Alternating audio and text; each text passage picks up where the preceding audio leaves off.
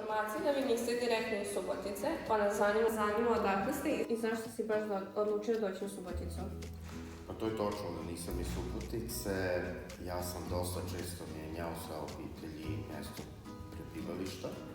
Rođen sam u Vajsci, u zapadu Bačke, općini Bač, gdje sam proveo prvih nekoliko godina života, zato smo se obiteljski preselili u Novi Sad. Poslije par godina moji roditelji se preselili za Futog i tamo sam bio do 90. godine kada sam se preselio u Suboticu zbog posla. Pa evo, ovako ja dolazim iz jednog lijepog grada s istoka Hrvatske, dolazim iz Osijeka, a Suboticu nisam ja odabrala, nego je Subotica odabrala mene. Prijavila sam se za natječaj hrvatske nastave u inozemstvu i spletom okolnosti je moje radno mjesto i novo mjesto življenja postala Subotica. I came from Russia, from Novosibirsk, and now I live here because you can officially live there if you have only house. You don't have to work or invest money in the country, and Subotica is just the most beautiful city here, and that's pretty much it. Kako vi vidite vaš život u Subotici i kako ti se sviđa naša škola? Pa ja sam u Subotici već 33. godinu. Došao sam posla i za ovih 33 godine se dosta toga promenilo u Subotici. Tih prvih par godina Subotica je bila jedan grad koji je dosta bio otvoren i ono što mi se jako dopalo u Subotici je to da smo se svi jako družili bez obzira na nacionalnost. Da smo započinjali priču na jednom jeziku, nastavili na drugom i završavali na trećem jeziku i da smo se svi jako dobro razumjeli i dobro funkcionirali. Onda dolazi onaj period sukoba, migracija, seoba, kada svi svima bilo teško, ali smo uspjeli da zadržimo taj jedan duh tolerancije i da pomognemo jednim drugima, pogotovo iz mog aspekta rada u školi kada sam imao veliki priliv đaka iz drugih krajeva bivše Jugoslavije, gdje su se trudili da svima olakšaju, kako i nama dolazimo ovdje, tako i ima koji su morali da dođu. Pa što se tiče života u Subotici, u nekim stvarima, ajmo reći u nekim načinima i običajima se ne razlikuje previše od Osijeka. Ono što je svakodnevno ljudi vole ispijati kavu, ne znam, šetati se palićem, ali onu neku glavnu razliku koju vidim je možda u međusobnoj interakciji ljudi gdje sam dobila dojam da su u Subotici ljudi možda malo zatvoreniji po pitanju komunikacije i nekako suzdržaniji. A drugo pitanje je dolazak za gimnaziju, pa kratko sam u gimnaziji, svega 2 mjeseca, za sad je moj dojam poprilično pozitivan, sviđa mi se ovdje raditi, sviđa mi se način na koji su učenici motivirani i na koji sudjeluju u samoj nastavi. Everything is all right.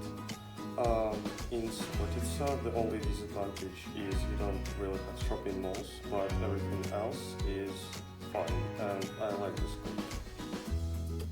Što biste vi istakli o interkulturalnosti u gimnaziji? Pa sama gimnazija kao gimnazija je ona specifična škola zbog toga što se u njoj izučavaju mnogi jezici, osim materinskih jezika, koja su 3, izučavaju se jezik sredine i izučavaju se strani jezici koje djeca donose kada dođu iz osnovne škole. I to je ono za razliku od drugih škola gdje se samo taj jedan strani jezik dalje izučava, pravilno to uglavnom engleski. Zna se pruženo đacima mogućnost da i promijene jezik kada dođu u školu, koji bi izučavali, ali i da nastave one koji su radili u osnovnoj školi. To je jedan veliki plus, jer to poznavanje više jezika ti otvara mnoga vrata, bez obzira ako ćeš svi ostati ovdje da živiš i da radiš i da ćeš otići u inozemstvo. Što vas je privuklo kad ste odlučili doći i raditi u gimnaziji? Pa čista slučajnost je to što sam došao da radim. Moje prvo radno mjesto je bilo u gimnaziji. Jesam ja posle toga nekoliko godina još radio paralelno u osnovnim školama, u strukovnim školama, ali sam gro svog radnog vremena proveo u gimnaziji.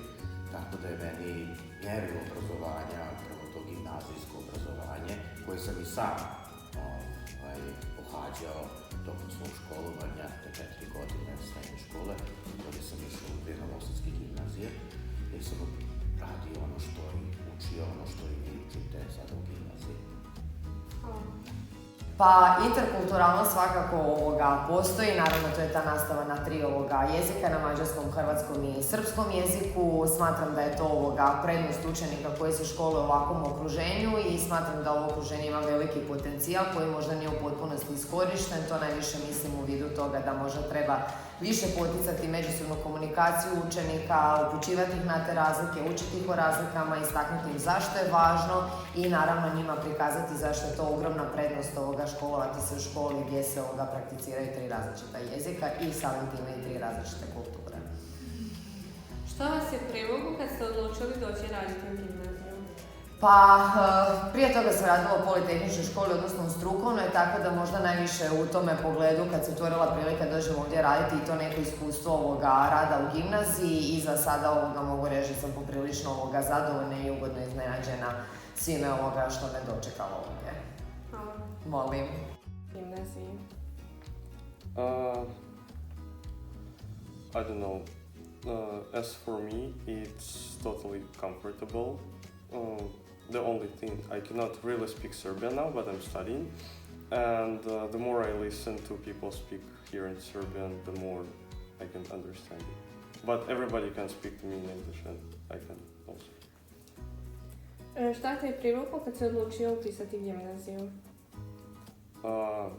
I was told that it's just the best school in the city, so that's it. Hvala.